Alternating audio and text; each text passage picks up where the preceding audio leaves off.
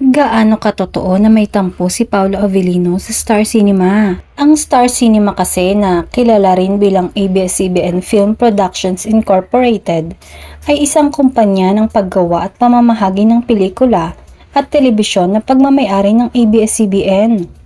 Ito rin daw ang itinuturong dahilan kaya umano nag-unfollow siya sa social media account ng nasabing film production outfit.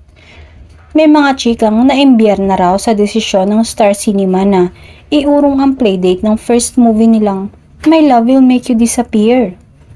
Ayon sa source, may malaking proyekto sana ang aktor na ipinagpaliban dahil mas priority nito ang pelikula ng Star Cinema na My Love Will Make You Disappear kasama ang aktres na si Kim Chu na grabe rin ng effort para matapos na ang kanilang pelikula. Naapektuhan nga kaya ang desisyon nito sa nalalapit na pagpirma ng kontrata sa ABS-CBN na na-expired noong nakaraang taon? Ikinabahala rin ng mga tagahanga nito na baka ito raw ang huling proyekto nito sa Star Cinema at kasama ang aktres na si Kim Chu.